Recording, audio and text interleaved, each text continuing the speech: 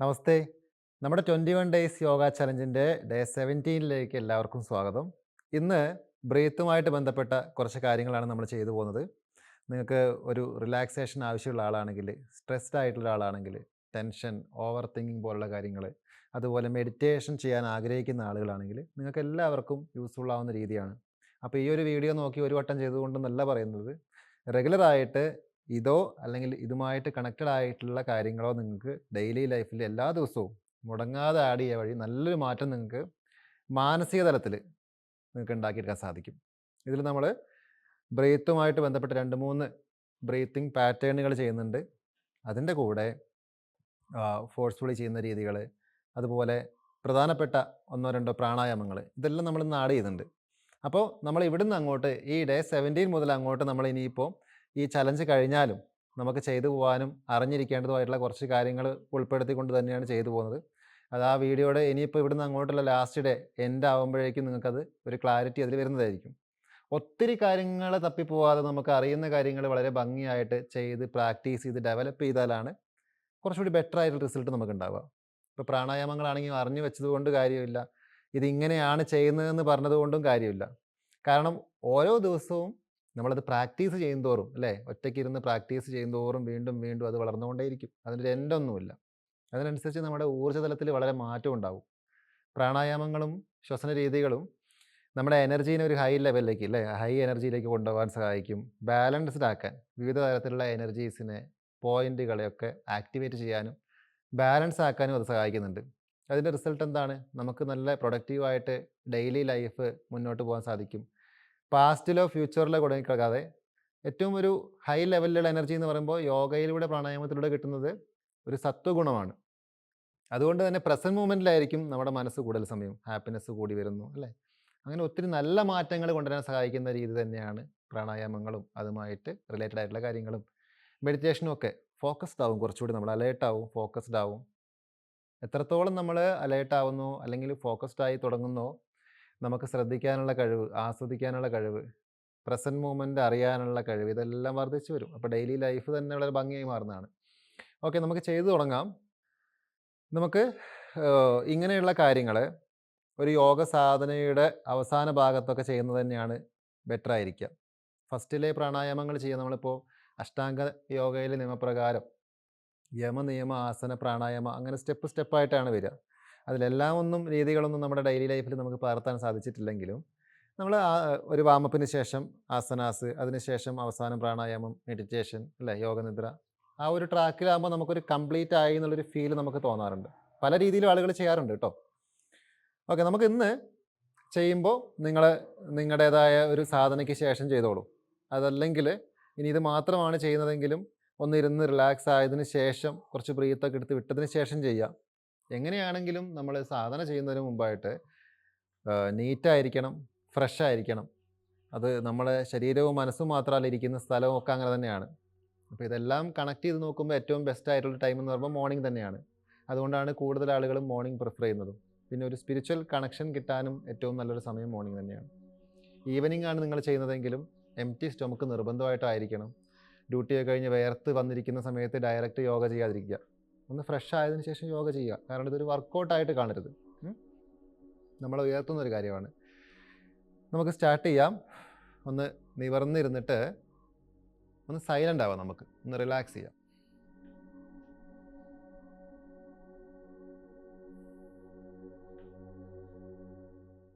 ശ്വാസത്തിലേക്ക് ശ്രദ്ധ വെക്കാം.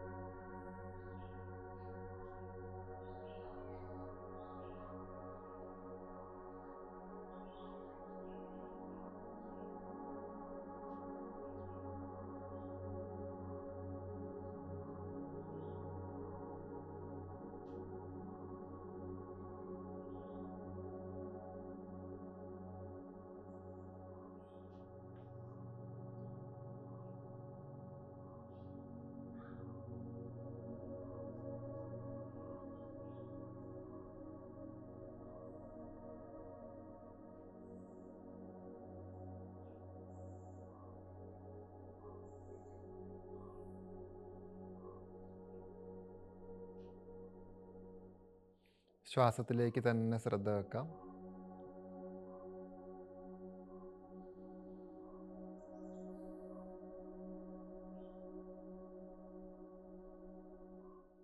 നമ്മുടെ കൈകൾ, നിങ്ങൾക്ക് ഏതെങ്കിലും കാര്യം ചെയ്യുമ്പോൾ സംശയം തോന്നുകയാണെങ്കിൽ പതുക്കെ കണ്ണ് തുറന്ന് നോക്കുക. ശേഷം പതുക്കെ കണ്ണടച്ച് വെക്കുക കേട്ടോ. ഫസ്റ്റത്തെ ഒരു തവണയൊക്കെയാണ് സംശയം വരുള്ളൂ. വലത് കൈ വയറിന് മേലെയും ഇടത് കൈ ചെസ്റ്റിന് മേലെയും വിടർത്തി വെക്കാം.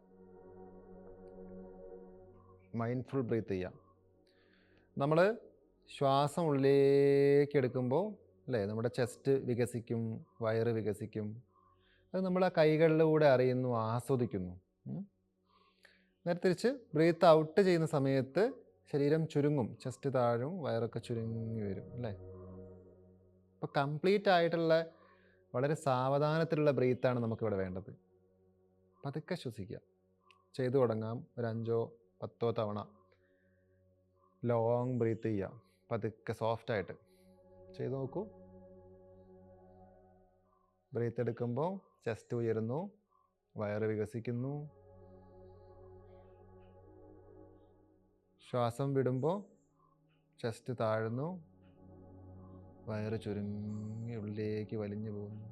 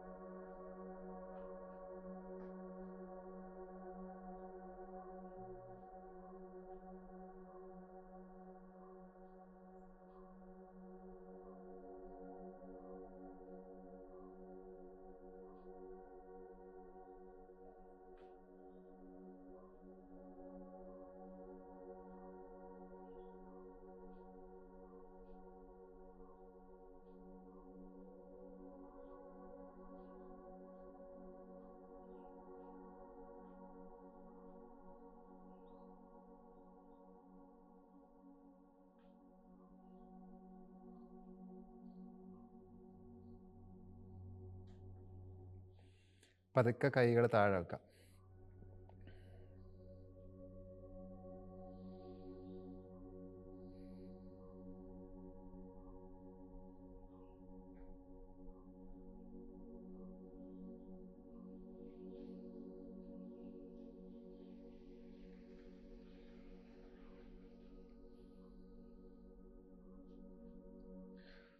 ഇനി നമുക്ക് കുറച്ച് തവണ ഭസ്ത്രിക ചെയ്യാം. അതായത് കൈകൾ രണ്ടും നമ്മൾ വശങ്ങളിലായിട്ട് പിടിക്കും. ഫോഴ്സ്ഫുള്ളി ബ്രീത്ത് ചെയ്യുന്ന ഒരു പാറ്റേൺ ആണ്. നമുക്കൊരു ഉയർന്ന BP ഉള്ള ആളുകൾ, തലകറക്കം, മുൻപിലേക്ക് ബെൻഡ് ചെയ്യുമ്പോൾ തലകറക്കം അല്ലെങ്കിൽ വെർട്ടിഗോ ഇഷ്യൂ ഒക്കെ ഉള്ള ആളുകളുണ്ടെങ്കിൽ, അതേപോലെ തന്നെ നമ്മുടെ ഹാർട്ടിന്, ലങ്സിനൊക്കെ എന്തെങ്കിലും ഇഷ്യൂസ് ഉള്ളവർ, ഉയർന്ന രീതിയിൽ തലവേദനയൊക്കെ ഉള്ള ആളുകൾ ഉണ്ടാകുമല്ലോ, അതായത് ചില ദിവസങ്ങളിലോ അല്ലെങ്കിൽ സ്ഥിരമായിട്ടോ ഒക്കെ മൈഗ്രെയിൻ്റെ ഇഷ്യൂ, ഇങ്ങനെയൊക്കെയുള്ള ആളുകൾ ഈ ഫോഴ്സ്ഫുള്ളിയുള്ള പാറ്റേൺസ് മാക്സിമം അവോയ്ഡ് ചെയ്യുക. നിങ്ങൾക്ക് പറ്റില്ല എന്ന് തോന്നിയാൽ ചെയ്യാതിരിക്കുക. അതുപോലെ നമ്മുടെ ത്രോട്ട് അല്ലെങ്കിൽ നോസൊക്കെ ഒന്ന് ബ്ലോക്ക് ആയിരിക്കുന്ന സമയത്ത്, കോൾഡൊക്കെ ഉള്ള സമയത്ത് അല്ലേ, അടഞ്ഞിരിക്കുന്ന സമയത്ത് നമ്മൾ ചിലപ്പോൾ ചിന്തിക്കുകയാണ് ഫോഴ്സിൽ കുറച്ച് തവണ ബ്രീത്ത് ചെയ്യുമ്പോഴത്തേക്ക് അത് ഓപ്പൺ ആവും അല്ലേ. ഇപ്പോൾ ബലം കൊടുത്തത് ചെയ്യുന്നത് പോലെ അങ്ങനെയുള്ള രീതികളൊക്കെ ഒഴിവാക്കുക. വളരെ കൂളായിട്ട് ക്ലിയർ ആയിട്ട് ചെയ്യുക. പക്ഷേ റെഗുലറായിട്ട് പ്രാക്ടീസ് ചെയ്താൽ ഒരുവിധ പ്രശ്നങ്ങളൊന്നും ഇല്ലാതിരിക്കുകയും ചെയ്യും. അപ്പോൾ ഇപ്പോൾ പറഞ്ഞ കാര്യങ്ങളൊക്കെ ഉള്ളവർ ഒഴിവാക്കുക. എന്നിട്ട് ആ സമയത്ത് നിങ്ങൾ ജസ്റ്റ് കണ്ണടച്ചിരിക്കുക, അല്ലെങ്കിൽ പറ്റുന്നത് പോലെ ബ്രീത്ത് ചെയ്യുക ചെയ്യുക കേട്ടോ. നമ്മൾ ഭസ്ത്രിക ചെയ്യുമ്പോൾ നമ്മൾ നിവർന്നിരിക്കണം. കൈകൾ വശങ്ങളിലാണ്. ഈ കൈകൾ ഇങ്ങനെ പൊന്തിച്ച് പിടിക്കരുത്, താഴെ വന്ന് നിൽക്കണം. നമ്മൾ ഫോഴ്സ്ഫുള്ളി ഉള്ള ബ്രീത്ത്, അതായത് ഇൻ ഔട്ട്. അപ്പോൾ ഇൻഹേൽ ചെയ്തുകൊണ്ട് കൈ ഉയർത്തുകയാണ്. ഇൻ, നേരെ മുകളിലേക്ക് ഉയർത്തി വിരലുകൾ വിടർത്തി. ശരിക്കും ഇതൊരു ഓപ്പൺ ആയിട്ടുള്ളൊരു പ്രോസസ്സാണ് അല്ലേ? ലങ്സിലേക്ക് മാക്സിമം ബ്രീത്ത് എടുക്കുന്നതിന് ഹെൽപ്പായി കൈ ഉയർത്തിയപ്പോൾ. അപ്പോൾ ഔട്ടിൽ ഔട്ട്,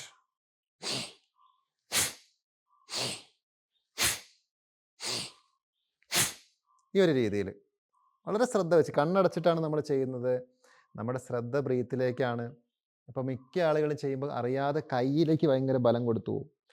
നമ്മൾ കൈ അതിൻ്റെ കൂടെ മൂവ് ചെയ്താൽ മതി, അതേ സ്പീഡിൽ അല്ലേ, അതേപോലെ മൂവ് ചെയ്യുക. പക്ഷെ ബ്രീത്ത് ഫോഴ്സ്ഫുൾ ഉള്ളതുമാണ്. ഇങ്ങനെ നിങ്ങൾക്കൊരു 2-3 റൗണ്ട് ചെയ്യാം. ചെയ്ത് തുടങ്ങുന്ന കാലഘട്ടത്തിൽ ഒരു 20 റെപ്പ് അല്ലെങ്കിൽ 30 റെപ്പിൻ്റെ ഒരു റൗണ്ടൊക്കെ ചെയ്യുക. എന്നിട്ട് പിന്നെ നിങ്ങൾ ഓരോ ദിവസവും പ്രാക്ടീസ് ചെയ്യുമ്പോൾ പറ്റുമെന്ന് തോന്നുന്ന സമയത്ത് അതിൻ്റെ റൗണ്ടുകൾ കൂട്ടുക, 2-3 റൗണ്ടിലേക്ക് പതുക്കെ വരിക. അപ്പോൾ ഈ ഒരു രീതിയിൽ നിങ്ങൾക്ക് പറ്റുന്ന അത്രയും ചെയ്തിട്ട് സ്റ്റോപ്പ് ചെയ്യുക. കൈ താഴെ വെച്ചിട്ട് നന്നായിട്ട് ഡീപ്പായിട്ട് ഇൻഹേലും എക്സേലൊക്കെ ചെയ്ത് ഒന്ന് റിലാക്സ് ആവുക. ആ ഒരു രീതിയെ പരിചയപ്പെടൽ കൂടിയാണ് ആദ്യമായിട്ട് ചെയ്യുന്നവർ. ഫസ്റ്റിലെ മാക്സിമം നമ്മൾ ചെയ്യരുത്, കംഫർട്ടായിട്ട് പഠിക്കുകയാണ്, ഓരോ ദിവസവും അതിനെ മനസ്സിലാക്കി വരിക. ഓക്കെ, അപ്പോൾ ഈ ഒരു കാര്യം ചെയ്യുക. ക്ലിയർ ആയെന്ന് വിചാരിക്കുകയാണ്. നെക്സ്റ്റ് വൺ, അത് കഴിഞ്ഞ് നമ്മളൊന്ന് റിലാക്സ് ചെയ്തതിന് ശേഷം നാഡീശുദ്ധി. അതായത് നമ്മുടെ റൈറ്റ് സൈഡും ലെഫ്റ്റ് സൈഡും രണ്ടും 2 ചാനലുകളായിട്ട് കാണാം നമുക്ക്. അപ്പോൾ 2 ചാനൽ, അതായത് നമ്മൾ നോസിൻ്റെ റൈറ്റും ലെഫ്റ്റും ഇൻഹേലും എക്സേലും നിങ്ങളിങ്ങനെ എപ്പോഴെങ്കിലും മിക്ക സമയത്താണെങ്കിലും അത് നമ്മുടെ കൈ ഒരു വിരലിങ്ങനെ വെച്ച് നോക്കിയിട്ടുണ്ടെങ്കിൽ നിങ്ങൾക്ക് ഫീൽ ചെയ്യും 2 സൈഡിലൂടെയും പാസ് ചെയ്യുന്ന അല്ലേ ബ്രീത്തിൻ്റെ ആ ഒരു എന്താ പറയുക ഡെപ്ത്ത് അല്ലെങ്കിൽ അതിൻ്റെ ഒരു ഫ്ലോ കറക്റ്റ് ആയിരിക്കില്ല, ഡിഫറൻ്റ് ആയിരിക്കും, വ്യത്യാസം ഉണ്ടാവും മിക്ക സമയത്തും, പ്രത്യേകിച്ച് രാവിലെയൊക്കെ ആകുമ്പോൾ. അപ്പോൾ ഈ 2 സൈഡിനും എനർജിക്ക് ഓരോ സ്വഭാവമുണ്ട്, അതിൻ്റെ വേരിയേഷൻ ഓരോ സ്വഭാവമുണ്ട്. മാറ്റങ്ങൾ വരുമ്പോൾ ഒക്കെ നമ്മൾ ഇമോഷൻസ് നന്നായിട്ട് മാറ്റം വരും. ഇപ്പോൾ റൈറ്റ് കുറച്ചുകൂടി ആക്റ്റീവ് ആയിട്ടുള്ളൊരു സൈഡാണ്, സൺ എനർജി എന്നാണ് പറയുക, വലതുവശം. ലെഫ്റ്റ് എന്ന് പറയുമ്പോൾ മൂണാണ്, അത് കുറച്ചുകൂടി കാമാണ്, തണുപ്പാണ് പ്രതിനിധാനം ചെയ്യുന്നത്. മറ്റതെന്ന് പറയുമ്പോൾ സൺ എന്ന് പറയുമ്പോൾ കുറച്ചുകൂടി അല്ലേ ഒരു എന്നുള്ളൊരു ഇതാണ്, ആക്റ്റീവാണ്, ചൂടിനെയാണ് പ്രതിനിധാനം ചെയ്യുന്നത്. അതുകൊണ്ട് തന്നെ ഈ 2 ചാനലുകളെയും യൂസ് ചെയ്തിട്ടുള്ള പ്രാണായാമങ്ങളും ശ്വസന രീതികളും ഉണ്ട്. നമ്മൾ നാഡീശുദ്ധി പ്രാണായാമമൊക്കെ അപ്പോൾ അതുപോലുള്ള കാര്യങ്ങളൊക്കെ ചെയ്യുമ്പോൾ നമുക്ക് ഈ ചാനലുകളെ ബാലൻസ് ചെയ്യാൻ സാധിക്കും. അതായത് നമ്മൾ ലെഫ്റ്റിലൂടെ ഇൻഹേൽ ചെയ്യും, ഇങ്ങനെ അടച്ചു പിടിച്ചിട്ട്. പല രീതിയിൽ പിടിക്കാറുണ്ട് കൈകൾ. 2 വിരലുകൾ യൂസ് ചെയ്തിട്ട് ചെയ്യാം, അല്ലെങ്കിൽ അല്ലേ നാസിക മുദ്ര ഇങ്ങനെ ചെയ്യാം. കൈ 2 വിരൽ ചുരുട്ടിയിട്ട് ബാക്കി 2 വിരൽ യൂസ് ചെയ്തിട്ട് അങ്ങനെ ചെയ്യാം. അതല്ലെങ്കിൽ 2 വിരലുകൾ നമ്മളെ ഭ്രൂമധ്യത്തിൽ തൊട്ടിട്ട് ജസ്റ്റ് ടച്ച് ചെയ്ത് വെച്ചിട്ട് അങ്ങനെയും നമുക്ക് കൺട്രോൾ ചെയ്യാം. അപ്പോൾ ഇതിൽ എങ്ങനെ ചെയ്താലും ചെയ്യുന്ന സമയത്ത് ഈ ഒരു പാറ്റേണിലേക്ക് വരുമ്പോൾ, നേരത്തെ ചെയ്തത് ഫോഴ്സ്ഫുൾ ആയിരുന്നു, ഈ ഒരു പാറ്റേണിലേക്ക് വരുമ്പോൾ വളരെ സ്മൂത്ത് ആയിട്ടുള്ള ബ്രീത്താണ്. ഇപ്പോൾ നമ്മളൊരു ഇൻഹേൽ ചെയ്യാണ്, ഇൻഹേൽ 2 3 4 ഉണ്ടല്ലേ, അത്രയും സമയം ഒരു ഇൻഹേലിനെടുത്തു 4 വരെ. എക്സേൽ ചെയ്യുമ്പോൾ ഇൻഹേലിനേക്കാളും എപ്പോഴും എക്സേലിന് ലെങ്ത്ത് കൂടുതലാണ് അല്ലേ. അറിയാത്തവരുണ്ടെങ്കിൽ ജസ്റ്റ് ഒന്ന് ചെയ്ത് നോക്കിയാൽ മനസ്സിലാവും. ഇൻഹേൽ പെട്ടെന്ന് തീരും എടുക്കുമ്പോൾ, എക്സേൽ പെട്ടെന്ന് തീരില്ല, അതങ്ങനെ ഒഴിഞ്ഞു പോവും കംപ്ലീറ്റ്. അപ്പോൾ നേരത്തെ കൗണ്ട് ചെയ്തതുപോലെ പതുക്കെയുള്ള ഇൻഹേലും പതുക്കെ താളത്തിലുള്ള എക്സേലും, അതാണ് ഇവിടെ നമ്മൾ അപ്ലൈ ചെയ്യേണ്ടത്. അപ്പോൾ അത് നമ്മൾ പ്രാക്ടീസ് ആവുന്നതിനനുസരിച്ച്, മനസ്സ് കൂടുതൽ ഫോക്കസ്ഡ് ആവുന്നതിനനുസരിച്ച് നമുക്ക് അതിനെ അനുഭവിച്ചറിയാൻ പറ്റും. അതാണ് ഞാൻ നേരത്തെ ഫസ്റ്റിലേ പറഞ്ഞത്, ഇതിങ്ങനെയാണ് ചെയ്യുന്നത് അറിഞ്ഞതുകൊണ്ട് അത് സംഭവിക്കില്ല. മെഡിറ്റേഷൻ എന്ന വേർഡും അങ്ങനെ തന്നെയാണല്ലോ, സംഭവിക്കുന്നതാണല്ലോ. അപ്പോൾ അതിങ്ങനെ ഇരുന്നാൽ ആവുമെന്ന് പറഞ്ഞാൽ അതാവില്ല, അതിന് കുറേ പരിശ്രമം വേണം. നാഡീശുദ്ധി പ്രാണായാമം അടക്കമുള്ള എല്ലാ പ്രാണായാമങ്ങളിലൂടെയും എങ്ങനെ എനർജി ഹൈ ആവുന്നു, എങ്ങനെ നമ്മുടെ സ്വഭാവത്തിന് നമ്മളെ അത് ഉയർത്തുന്നു, താഴ്ത്തുന്നു, ബാധിക്കുന്നു, ഇതൊക്കെ നമുക്ക് ഫീൽ ചെയ്യാം.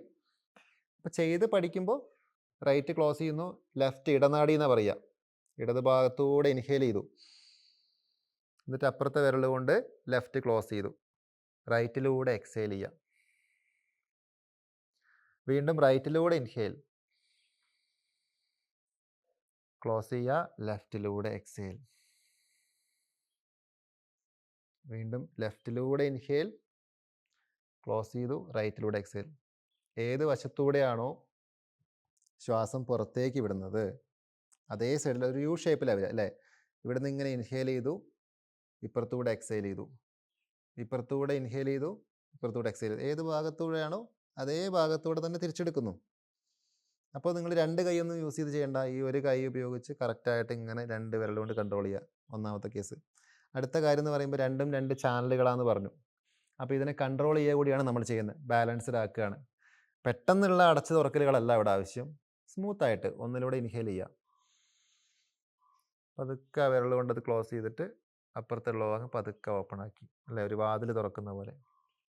ആ ഒരു രീതി അത് ആസ്വദിക്കാൻ നമുക്ക് സാധിക്കണം. അവിടെയാണ് അതിൻ്റെ ഒരു വിജയം. അപ്പോൾ ഭസ്ത്രികയ്ക്ക് ശേഷം നിങ്ങൾ നാഡീശുദ്ധി ചെയ്തു, കറക്റ്റ് ആണല്ലോ അല്ലേ? ലെഫ്റ്റിലൂടെയാണ് ഇൻഹേൽ ചെയ്തുകൊണ്ട് സ്റ്റാർട്ട് ചെയ്യേണ്ടത്. അങ്ങനെ നിങ്ങൾ ഏകദേശം നാഡീശുദ്ധി പ്രാണായാമം ഒരു 5 മിനിറ്റ് അല്ലെങ്കിൽ 10 മിനിറ്റ്, നിങ്ങൾക്ക് എത്ര സമയം ഇരിക്കാൻ പറ്റും അങ്ങനെയൊക്കെ ചെയ്യാം. ഇതിലെല്ലാത്തിലും നമ്മൾ ചെയ്യുമ്പോൾ മെയിനായിട്ടുള്ളൊരു സംഭവമുണ്ട്.